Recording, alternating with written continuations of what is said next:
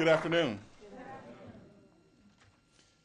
Thank you all for coming out today to hear me talk about some of the history of our great city here of Washington, D.C. Hopefully everyone here has dug themselves out of the blizzard by now. We were a little delayed in the program because of that, but I'm so glad to see so many of you here today to hear about some of the history of Washington, D.C. Now, I'm going to start out a little bit about telling you why this book exists. I first came to Washington, D.C. in 2000 as a congressional correspondent for the Associated Press. After spending several years in Columbia, South Carolina, and Albany, New York. Now, I am originally from Mississippi, the son of two public school teachers. And being from Mississippi, the one thing my parents made sure I knew was my history. It's almost a state requirement in Mississippi to know where you came from. So when I left Mississippi to go to South Carolina, I took along this desire to know history. And I studied the history of South Carolina. I did the same thing when I went to upstate New York. I got involved in learning the African American history of upstate New York, which, by the way, is very vibrant. A lot of the Underground Railroads ended in upstate New York. So they have a very vibrant African American community and history up there. But when I left Albany, New York to come to Washington, D.C., I knew I was hitting the mother lode. Washington, D.C., I knew had to have a strong African American history component to it. I came to D.C. and immediately began working in the U.S. Capitol. And like all tourists, the very first thing I did when I came to Washington, D.C. was to take a tour of the National Mall. But when I got there, I noticed something. If you just came to Washington, D.C. and just went to the National Mall, you would almost believe African Americans never lived in the city. I went from one end of the mall to the other, from the Capitol all the way down to the Lincoln Memorial, looking for the African American history of Washington, D.C. And I could barely find anything. And I said to myself, that can't be true. I know there's African American history in this city. It has to be African American history on the National Mall. Maybe no one's bothered to sit and find out what it is. And that's how this book came about. Starting in the U.S. Capitol, I made it my goal to find out what the African American history of the National Mall was. And this book is the result. And I'm going to take a few minutes here today to talk to you about some of the things I discovered, not only about the National Mall, but about Washington, D.C. as a city. Some things that I hope interest you and maybe inspire some of you to go out and find some of this history for yourself. So I'm going to be at the mercy of technology here, so we'll see if I can get this to work.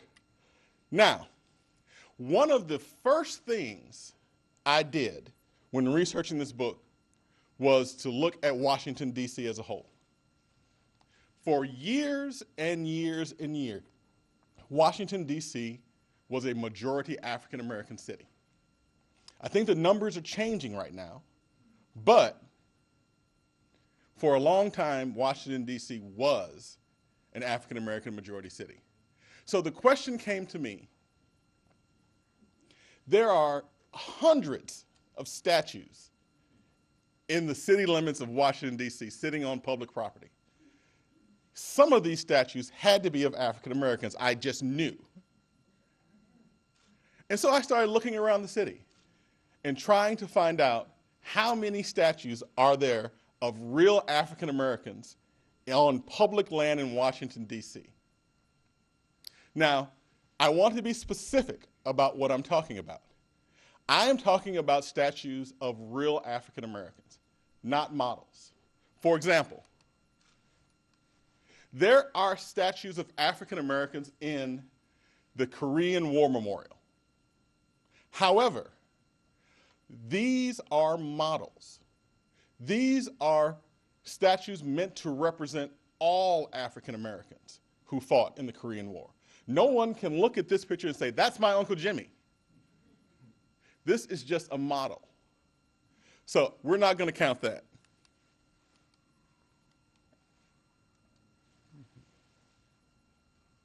All right, let's see if I can.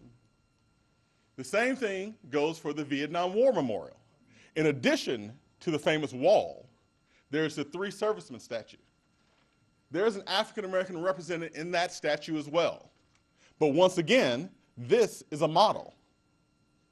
This does not represent any one particular African American. Over on U Street, there's the African American Civil War Memorial,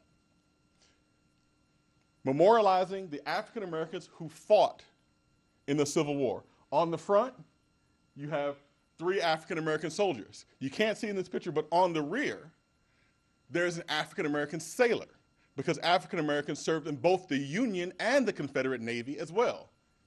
I always have to put that plug in there because my wife's a Navy commander. African Americans served in the Navy during the Civil War as well. But once again, all of these are models. They don't represent any one particular African American. Inside the rotunda of the U.S. Capitol, there is a bust of Dr. Martin Luther King Jr. But this is Washington. We like full-size statues.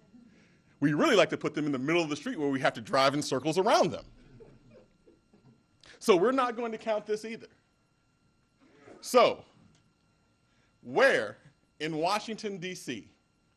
is the only statue of a real African American man on public land? And as a bonus, where in Washington is the only statue of a real African American woman? The answer is they're both in the same place, Lincoln Park. In the middle of Lincoln Park is a statue called Freedom's Memorial.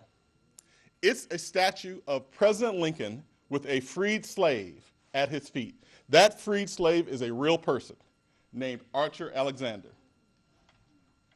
Whoa.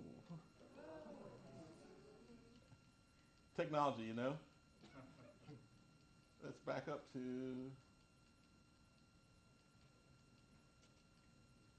Am I doing this or is it doing it by itself? There we go.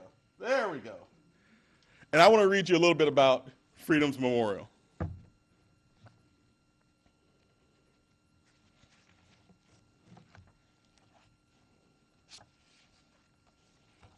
Lincoln Park, located on East Capitol Street between 11th and 13th Streets, is frequented often by baby-toting parents and frolicking dogs. But the park is historically significant for African Americans because of the 2 statues that sit in the middle, Freedom's Memorial and the Mary McLeod Bethune statue called Let Her Works Praise Her. The park itself is the first site to be named in honor of Abraham Lincoln after his assassination, with Congress authorizing it to be called Lincoln Square in 1867. It was a natural fit, the park having hosted Union troops and a medical center called Lincoln Hospital during the Civil War. The Freedom's Memorial statue was one of the first statues to honor Lincoln after his assassination by John Wilkes Booth. And one of the things that makes this statue unique is that it was almost entirely paid for by freed slaves. After the president's death, a freed slave named Charlotte Scott approached her employer in Marietta, Ohio, with the idea that African Americans should fund a statue to memorialize Lincoln in Washington, D.C. To back her idea, Scott donated the first $5 she had earned as a free woman to the statue.